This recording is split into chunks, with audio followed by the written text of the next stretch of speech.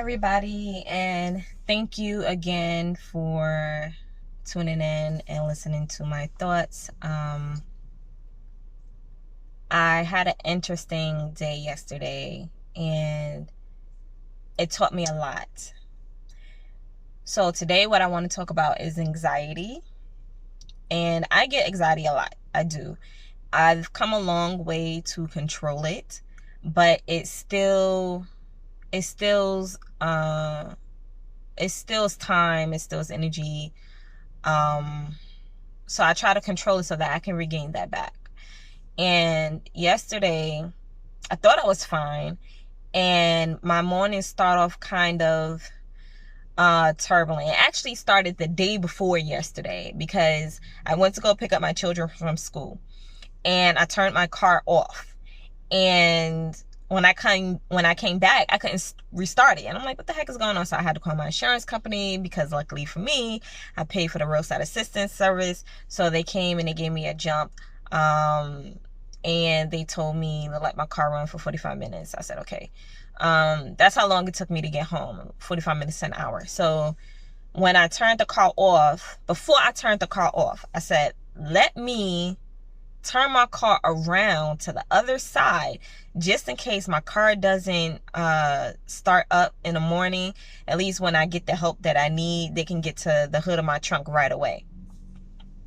Lo and behold, the next morning I come to my car, I could not get my car. I couldn't open it, nothing. The battery had died again. And I'm like, why do my battery keep dying?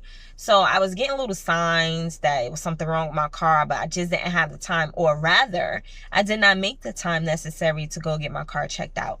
So I went ahead and I called the roadside assistance again. They came and sent somebody to get into my car, and finally I was able to go and get my car checked out, which I did. So it was either going to be the battery or the alternator. This is what people was telling me. So I went to a Pep Boys. I was there all day. But before I got to the Pep Boys, I started getting a feeling in my chest, a real stabbing, tight feeling. Those who are familiar with anxiety, these is the feelings that can occur. You can get shortness of breath, you can get tightness in your chest, you can feel stabbing, pain, it hurts. Like the way you feel can manifest physical attacks on your body. And this is also the reason why people also have heart attacks and stuff. Like it's not just what you eat and things like that, it's also how you feel and how you deal with stress. So I couldn't figure out what was wrong. And because I couldn't figure out what was wrong, it made my heart rate accelerate, because I'm like, what exactly am I missing? Because I've been working really hard on trying to get my anxiety down. And I noticed that when I started digging down real deep to the issues, the core issues on what causes me to be sad, mad, angry, insecure, or whatever, my anxiety started to die down. That stabbing pain will go away. So I said, okay, I don't know what's going on now. On Tuesday, during my therapy appointment, because I go through teletherapy due to COVID, and I started getting that same feeling. So my therapist actually told me, she told me this a long time ago, but she redid it and it really helped. And I didn't realize how much it helped. Sometimes you got to get out of your own mind in order to calm yourself down. So she was like, we're going to do the 5, 4, 3, 2, 1 method. And what that is I'm gonna see if I can remember this correctly.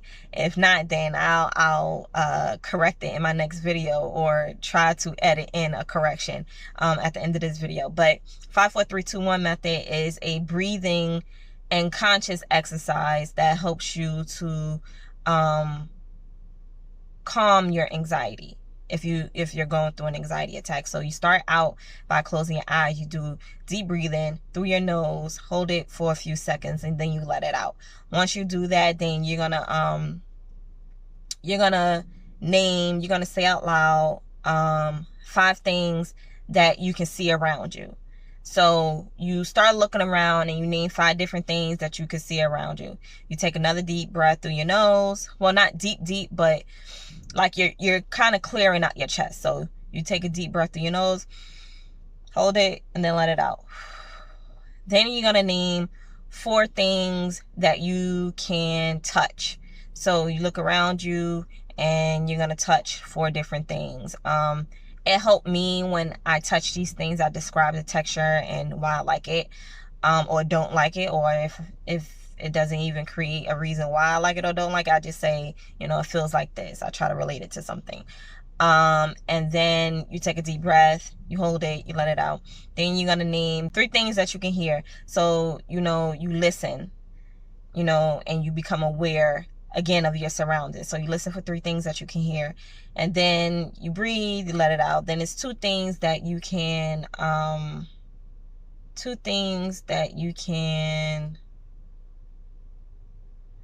is, let me see, it's what you can see, what you can touch, what you can hear.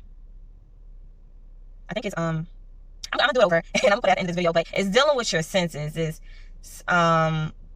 It's sound, what you can hear, it's sight, what you can see, it's touch, obviously what you can touch, it's taste, and it's something else. So I will be getting back to you guys, and I'll put it in at the end of the video, or I might list it somewhere up here. I might list it somewhere up here, so just look out for anything that pops up here, and I'll list the 5 senses that you got to go through. But it helps a lot because you're not in your head and you're not overthinking things, and therefore you could calm yourself down. So going back to my story, while I was driving 2 Pep Boys, I started getting this stabbing pain in my chest, and I didn't like it. And I was trying to figure out, I'm like, what's bothering me? What's going on? How can I fix it? And I just couldn't get down to what was going on. So prior to the pain coming, maybe like all morning, I was trying to figure out, okay, what topic can I talk about? What exactly can I post today? And, to relate to my viewers, to you guys. What can I think about today that I can post on my IG to relate to the people who follow me? And I felt like I was probably losing sight. And remember, you guys, I told you in the beginning that I feel that I have a purpose. And I've been trying to break into this genre, talking to people, using my experiences to help other people overcome their, past, current, or future issues that I probably, that I've been through that can probably help you guys. So I was feeling insecure, right? Because I'm like, okay, it's not flowing. Nothing's coming to mind. And I started to get scared. I brushed it off. Because I'm like, okay, well, I'll just make something up. I'll get inspiration from something that I know about, and then I'll just put it out there.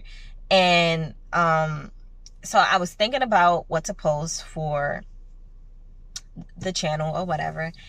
And that's when the pain came. But I didn't correlate that to the doubt that was in me, right?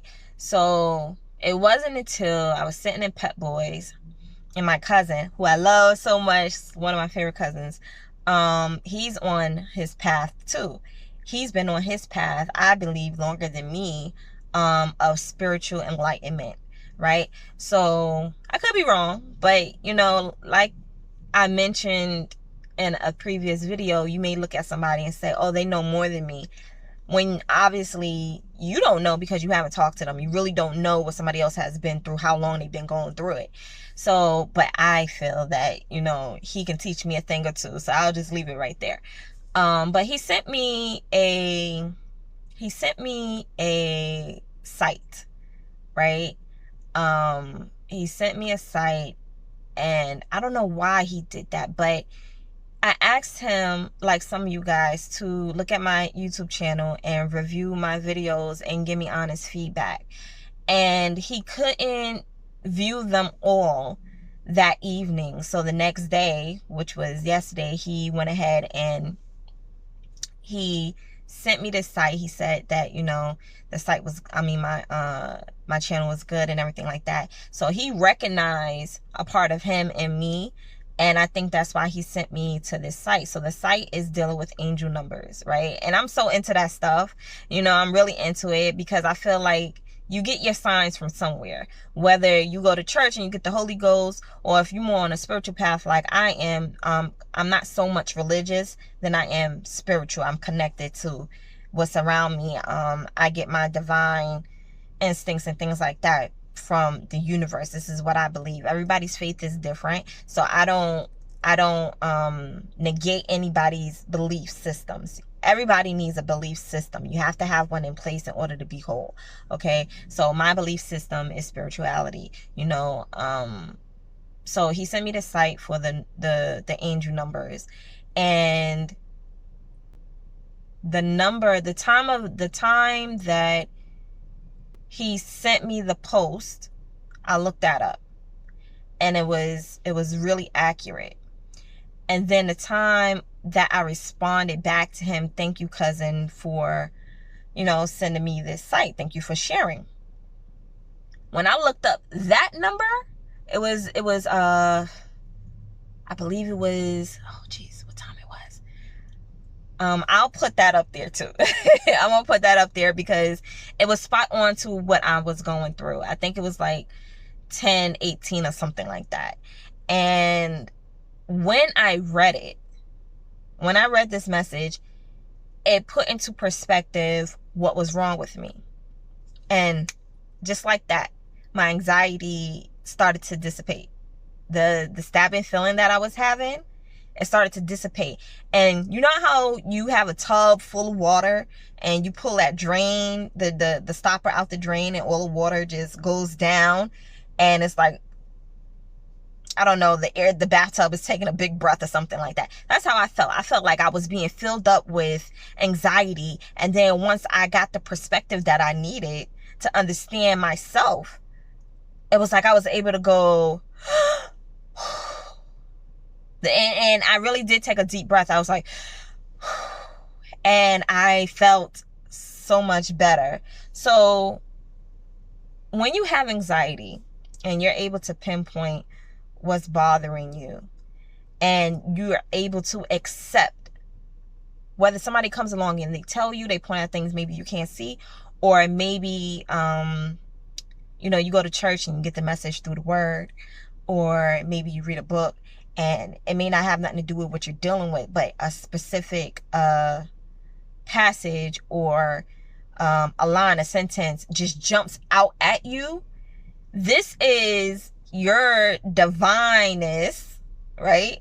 Whether that's God or whoever you follow in your religion. I'm not really too knowing of all the religion, so forgive me. That don't make me insensitive. It's just I'm not knowing,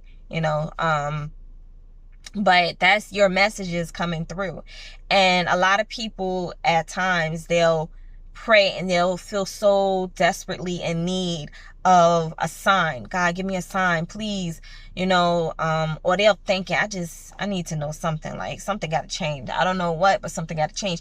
And you are sent messages through your guides. Well, I'm speaking from a spiritual aspect, through your guides, your angels, on what it is that you have to do in order to achieve where you need to be. Okay, so my divineness spoke to me and told me that trust in the process, right? Your purpose will guide you through and set you on the path that will take care of you in all aspects of your life, financial and everything. Like, I'm not doing this for money, right? I'm not sharing my stories or anything like that for money. But eventually I do want to write a book. I do want to do public speaking or what have you. And I feel that financially I would be taken care of through my purpose by doing this service to other people. I would be able to make money and pay my bills and, live the life that I so desperately wanted for such a long time. And that's another thing. When you're not in tune, when you're not aligned, when you're not listening to yourself, when you do not know how to do that, everything that you try to do whether you're successful or not is not going to be fulfilling. I accomplished a lot of things, you know. I had a child. This is story time, y'all. A little bit about me. I had a child when I was 19 years old. I'm sorry, when I was 18 years old. I had my first child. My oldest son is 16, going on 17 next April. So I had a child when I was 18 years old. I wound up moving out of my mom's house, and I relocated from New York down to Virginia. Everything was so new to me. I was a young mom. I was trying to build a family, chasing after things that I always wanted as a kid. And I thought I was finally getting that, but not real. Yo, as an adult, you realize all the mistakes that the younger you made, and you always say this saying, I wish I knew then what I know now, because it would have saved me so much trouble. But you know what? Don't have regret or resentment. Why? Because you learn from your past experiences. There's lessons in everything. There's lessons in people. All you got to do is pay attention. You understand? I would not trade my past. I would not. And I had a hard one. I would not trade my past for anything, because it developed who I am. And now that I'm aware of who I am now, is allowing me to pursue certain dreams and aspirations that I always wanted to do in the beginning. Since I was a kid, I always wanted to help people. You know, it was, oh, I'm going to build a building, and I'm going to put the homeless people in there, and the people who are on drugs on the street, I'm going to put them in there, rehab them, and help them find jobs. This is me talking as a kid. You know, I'm going to build a building. I'm going to have a program that's going to help people, mothers, you know, do better. They're going to learn, and then they're going to be able to become the people they want to be. That was my dream. So moving forward, I done been through some things. That still put me on the path of what my passion was as a kid. I'm still able to help educate spiritually and mentally the people who need the help, so that they can make themselves better and have a better life. You know, through my experience, through my pain came triumph. It came with blessings. And I had to learn to accept that. When you fight, everything that happened to you, you're going to be depressed. Because you're suppressing, you're going to be depressed. And I'm telling y'all that is a lot better if you embrace the dark side of you, the shadow side, or as some people like to just call it, because that's all they know, the past. Oh, I had a troubled past. You know, I don't like my past. I don't like to talk about it. Once you start to embrace that, things starts to change. Trust me, please. If you don't like anything else I said so far, please trust that part. Your life will start to change once you start embracing all of you, the good, the bad, the ugly, anything in between there. You know, the trespasses against you, the disloyalty, the everything. If you just learn to accept that, and if you have the power in you to confront certain things, know what to confront and know what not to confront. You know, because you can't go to somebody and expect them to change just because you told them your truth. Expect that you will be free from the chains that was put on you because you never spoke it, but you was feeling shackled by whatever feeling came from whatever somebody did to you. So if you can go to that person and be like, you know, I was hurt, or you let me down, you failed me because X, Y, and Z, and I forgive you for it. Some people can't say that. I'm not expecting you to. I'm really not expecting you to.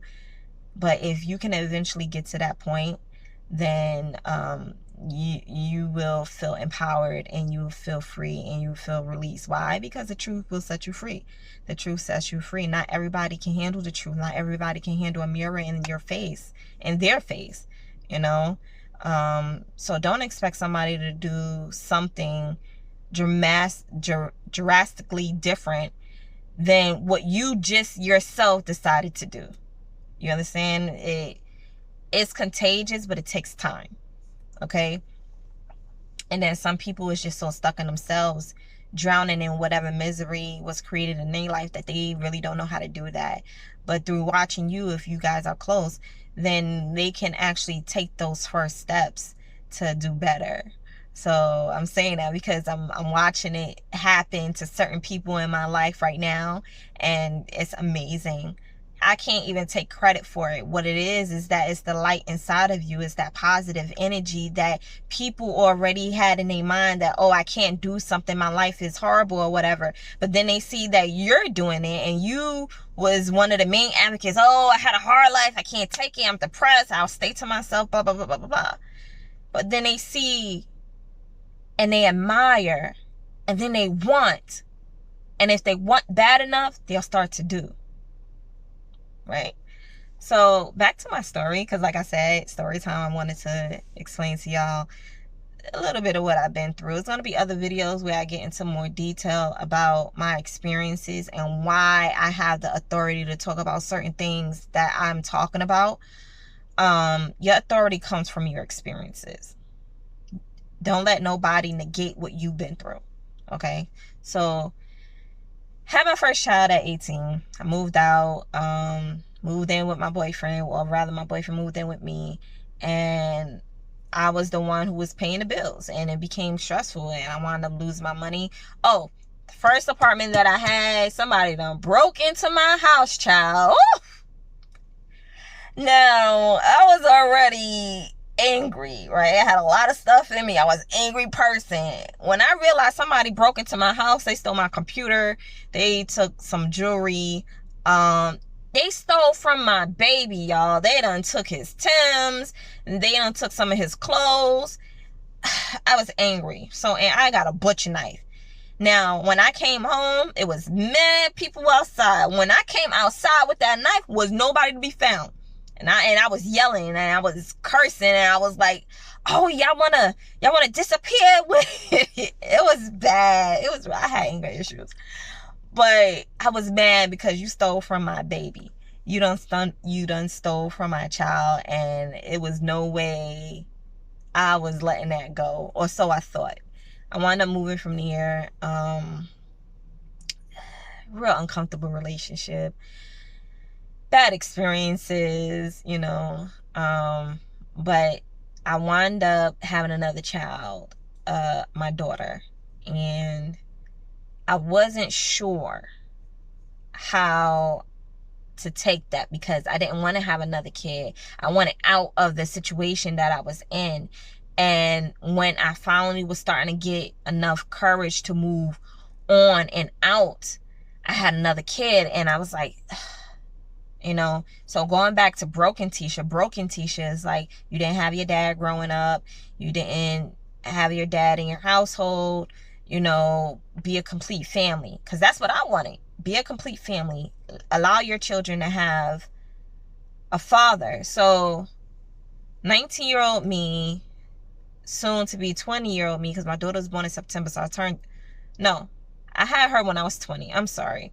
I had her when I was 20, and then I wound up turning 21 that January because she was born in September, the end of September. And I wish I didn't make that decision.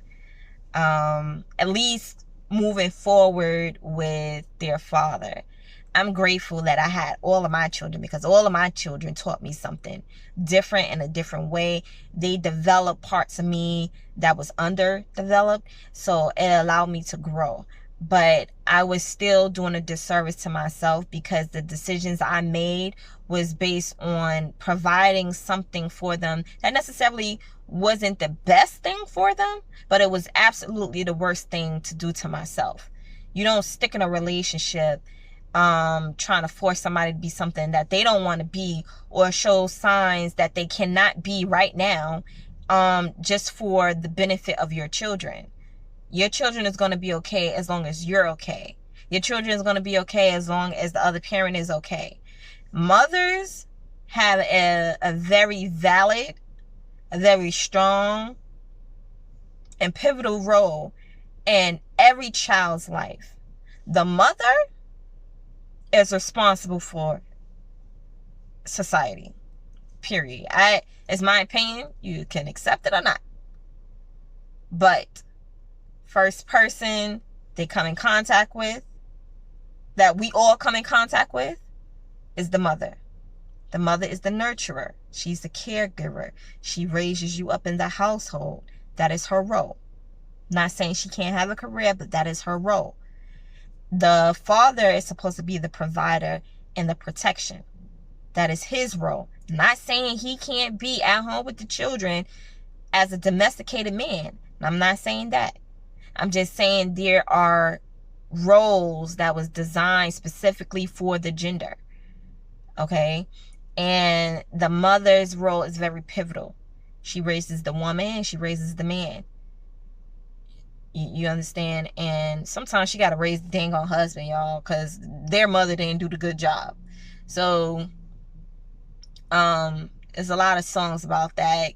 K. Michelle, especially, can't raise a man, you know. If his mother couldn't do it, what makes you think you can do it? You understand? So I've been through that, especially with I ain't even gonna do that. I'm not even gonna do that, y'all. But y'all who know me, y'all know my story. But I'm not going to impede anybody's dignity on my channel. Okay. But, you know, I had my child, my second child at 20. By the time I was 22, I moved back to New York. I moved back into a bad situation. My faith in myself was really low. The reason why I left home was the exact same atmosphere and dynamic when I came back, but it was worse. It was worse. And I just felt like I had to go. I really felt like I had to go. And I wound up being home for maybe a year and a half before I moved out. And then I was subleasing from somebody.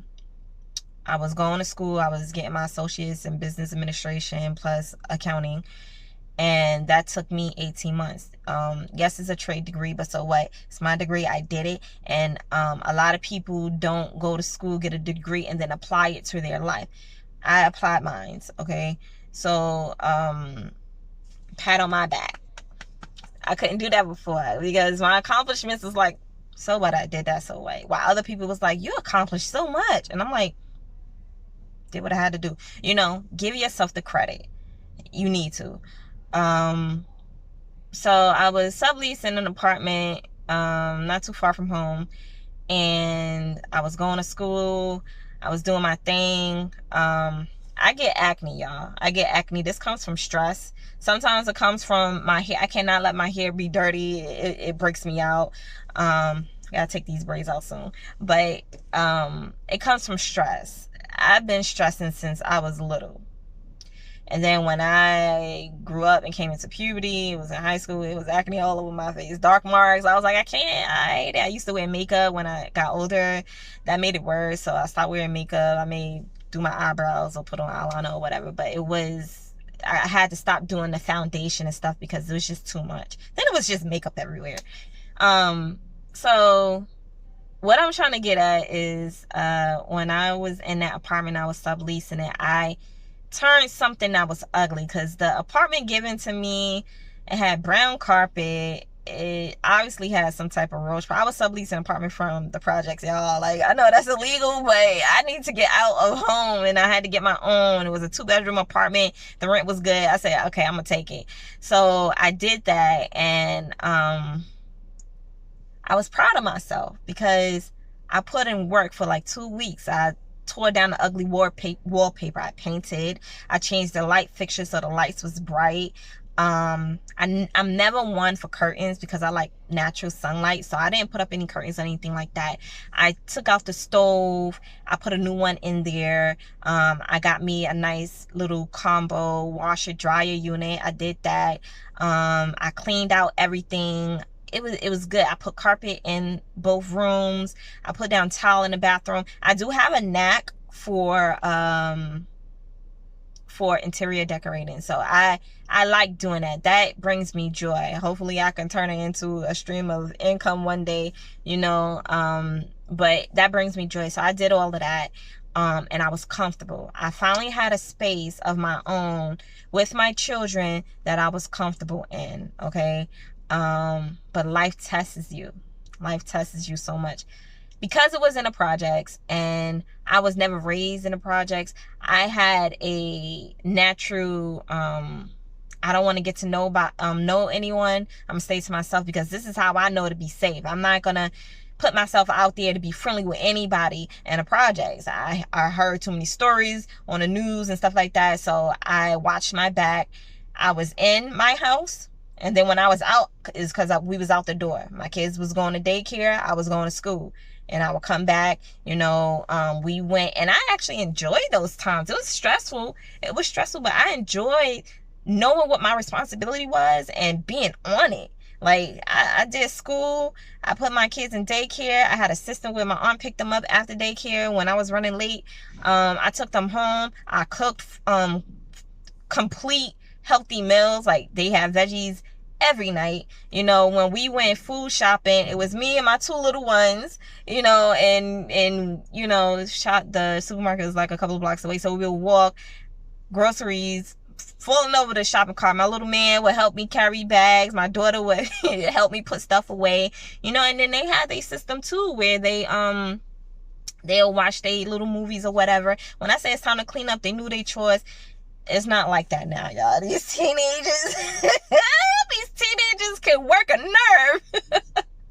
But then it was a little time frame of peace for us, and I will always appreciate that moment with them. Their father came back, and we wasn't together, but I allowed him to visit, and I also allowed him to come and stay one time when he didn't have no place to go. But he disrespected the boundaries that I already laid out for him. Like, don't violate my privacy. And that's what he did. So he had to go. There was no ifs, ands, or buts about it. He had to go. And I'm proud that I did that, because I think he was going through some stuff himself. Men get lost too. I'm definitely doing a video about that for the guys out there. I know right now predominantly my audience is female, but I have so much to talk about boys, young men, and men, grown men, as fathers, father figures, just as an individual and whole. Like, I'm passionate about things. Just keep watching my videos, y'all. So I stuck to my boundaries on that. The lady who I sublet the apartment from, she wanted it back for whatever reason I didn't agree with. So I wound up moving out. Now, when I moved back, my dad wasn't there anymore, because before I actually moved into this sublet apartment, we did have a falling out. It was bad. It was a physical altercation. Our already bad relationship had gotten worse. I'm gonna do a video about that too, because it goes into how relationships are and how people are in relationships, and how bad behavior can impact those relationships. And you know, it's all about responsibility, accountability, and making change. So I will be coming out with another video about that. But anyway, my father wasn't there. Long story short about this part is, one day, one evening actually, I put my kids to bed, you know, and I decided to go on a date. I wouldn't really call it a date. It was just like a meetup for the first time. So I went out on a date, this meetup, and I met this guy. He was nice, right? But the time of night that I went out, it was around 11:30, 12 o'clock probably. And usually when I go out, I'll let my girls know, like, hey, I'm going out or whatever, so they'll be on notice. That was just like the system that we had. I didn't do that. keep in mind throughout this story, things happen for a reason, right? Whether good or bad, but things happen for a reason because there's a lesson to be learned. So when I came back to where I was living, there were a lot of people outside, and most of them were guys. I always feel uncomfortable around a group of guys. You know, living in Harlem, that's what they do. For some reason, they congregate on corners or in front of buildings like they ain't got no life. But, you know, I ignored it like I always do, and I went in a building or whatever. I was waiting for the elevator. If you sense something, it's because there is something here. This is a very difficult story for me. And this is something that I'm sharing because I feel like the more I do, the more I'm able to talk about it, the more I can shed the shackles that it has on me, okay? So I'm waiting for the elevator. This guy gets off the elevator. And I ain't paying him no mind. He obviously was paying me attention. And he asks me, can I ride on the elevator with you? I'm like, I don't care. You know, so I get on the elevator, I'm to myself, I'm in my phone or whatever. I let the person know who I was just spending time with, because he put me in a cab to go home, because I was starting to fall asleep. We was outside sitting on a park bench, and I'm starting to doze off. I'm like, all right, it's like 5 o'clock in the morning, or almost 5 o'clock in the morning. I'm ready to go. So he put me in a cab. So I was texting him, let him know, like, yeah, I got in my building or whatever.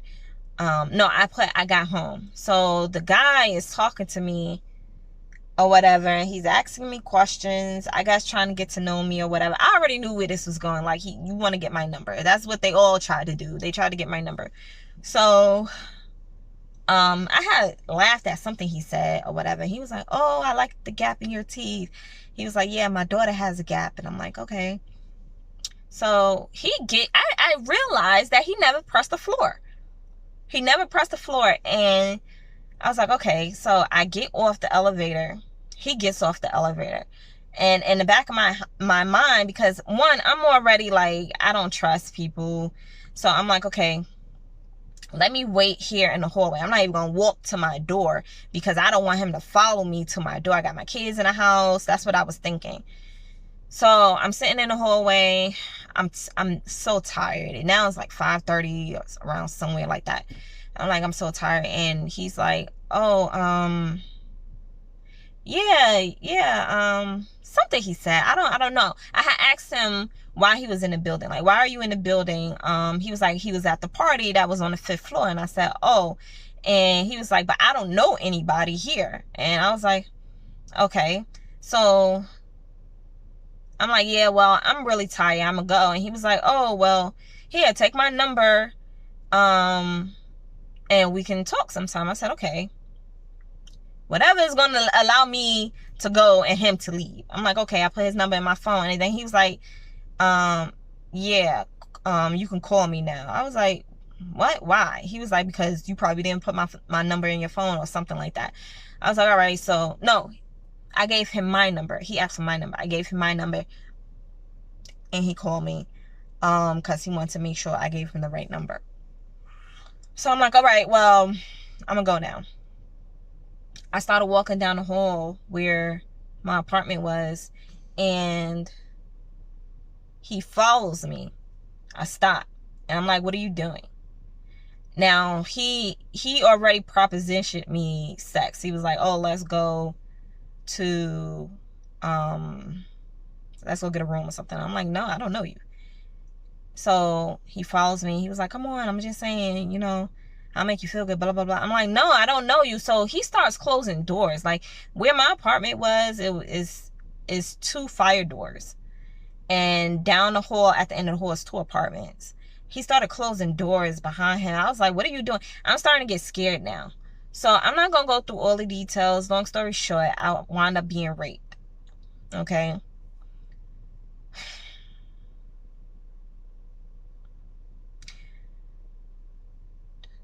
During the time, like Like during the act of it all, I could not process that. I couldn't. And when you hear stories about, oh, I had an out of body experience, that be real, because that's what happened to me. I literally disassociated myself so I didn't have to go through what was happening. At the time, I didn't know how to articulate it like that. See, that takes learning to know how to say what it is that you went through. The way I explained it to detectives was, it was like I was there, but I wasn't there. I just stepped out of my body and I kind of watched it happen. Right? I went through a depression. I mean, like a real low down depression. I wanted to die. I wanted to kill myself, but then I felt guilty, not because I wanted to take my life, but it was because I'm like, I got 2 kids who depend on me, and then my mom would be sad, and then other people would be sad, and I don't want them to be sad about me. So instead of knowing how to deal with it the proper way, I started burying it. I started forgetting, so I don't have to deal with it. I started forgetting stuff, and I still had to live with it. I had two trials I had to go through. One of them I was pregnant for. First one was a mistrial. Second time, they didn't convict him. Why? Because the lawyer, they had all the evidence. But his lawyer destroyed me on the stand because I couldn't remember. But it was a defense mechanism for me to forget. And the DA who was assigned to me, maybe if I had a paid lawyer, it would have turned out differently. But the DA who was assigned to me, she was like, oh, if you don't remember something, just say you don't remember. So that's what I did. He got off, still able to walk around and stuff. And you know, the bad thing about it is that there was other people who my family knew that he did this to. There was, I'm pretty sure, people that he did this to after me. So I was angry. I was very angry behind that for years. And even though I made myself forget the anniversary of when these events happened, I would get real sharp pains, bad anxiety, and I didn't know exactly why until I spoke to my mom about it one day, and she was like, well, Tisha, this is during the time when you were raped. So just because you forget about something doesn't mean your subconscious did, and it has a way of remembering trauma, you know. So it may not be flashbacks, but it's feelings that come back. You know, you may not have all the memories, but your body still remembers because it was traumatic. It took me about maybe a year and a half to come out of the abyss that I was in. I forced myself to start traveling alone again. I forced myself to try and trust myself again because I didn't trust myself. I felt like I was naive, thinking that nothing can ever happen to me, and then it did. I felt shamed. I felt very ashamed because I felt like it was something. Maybe I could have did something different. Maybe if I didn't wear the jeans that I had on or the type of shirt that I had on, I didn't think I was out there looking provocative. I didn't, you know, I just looked nice, you know. Yeah, so I felt ashamed. I felt guilty. I felt alone.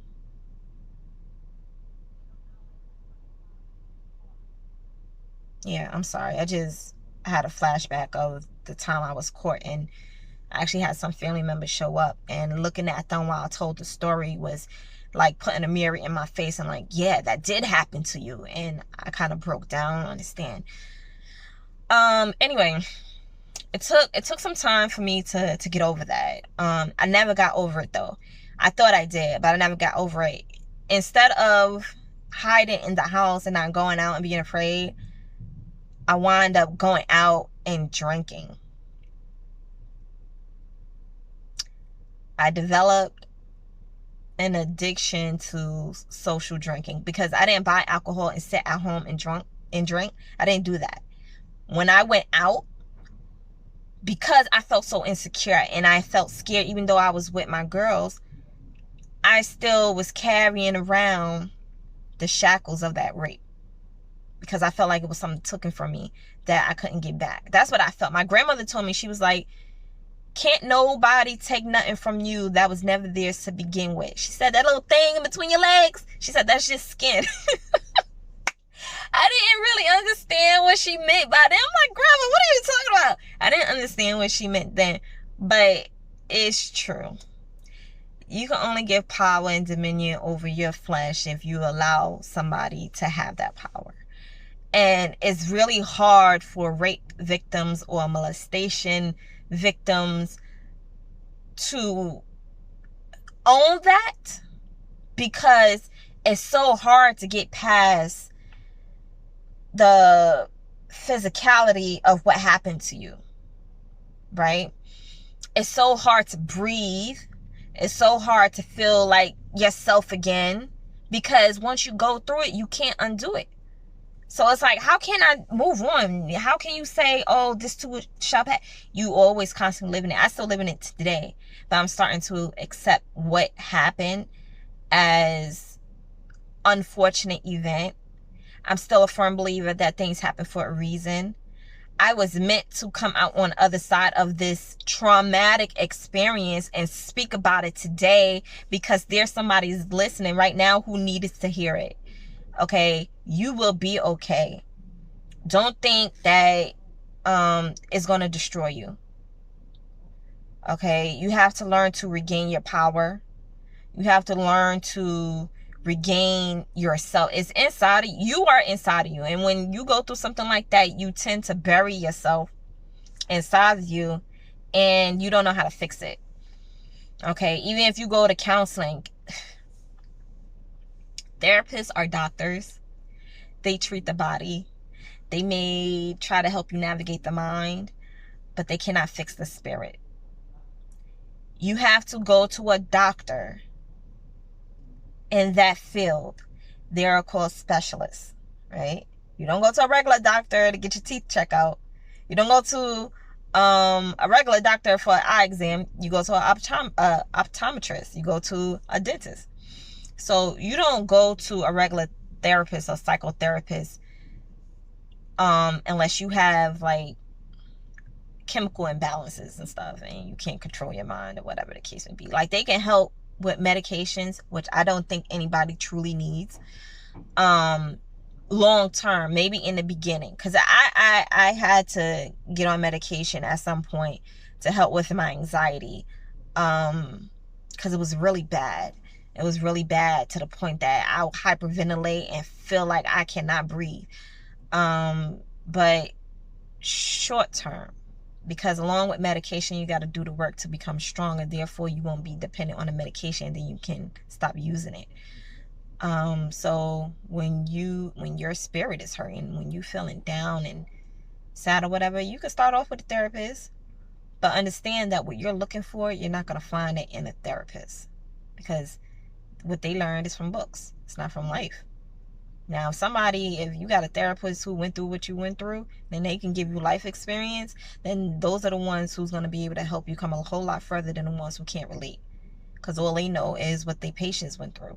All they know is what they learned in the medical books, in the field. So seek out a life coach.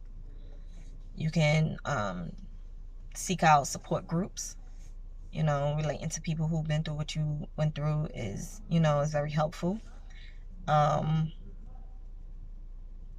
Yeah, you can help yourself in many ways. Don't think that there's no hope.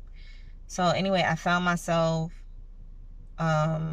drinking when I went out, and it was my sole mission to drink in order to get drunk. I'm getting drunk. I don't care. I got sloppy drunk or whatever. And it wasn't fair to my girls who had to help carry me when I'm all slouched over and looking like a lush and all that. It was bad. It's some of the embarrassing moments of my life. But I thank them for being there. If y'all watching, I thank y'all for being here. Y'all know who y'all are. And I love you for it. You know, relationships tend to change when you change. So who was there for me then, later on, was not there for me. And I had to get myself together, you know. So I did. I had to do a lot of apologizing, you know. It's okay to apologize for your weak moments. Like, you know, forgive me, because I was going through some things and I handled it poorly. You know, I'm sorry. So moving past the rape, I then took a year and a half. I thought I was getting myself together, but remember, I got this slight drinking problem. I wanted to find a boyfriend because I felt I would be protected if I was in a committed relationship. That's what I thought. You know, now I'm about 24, right? I'm still a baby. I'm still young. I'm still learning. So I want to find a boyfriend because I feel that there's security there, you know? And I was blaming the other guys in my life for not being there. I'm like, okay, well, my kid's father, how he did what he's supposed to do, you know, we would have still been together. This would have never happened, you know, or, you know, a whole lot of blame went on my dad as well or whatever, but that's another story for another day. And then I found a year later, when I was 25, is when I got into a relationship with my current husband. You know, we was together for 10 to 11 years so far.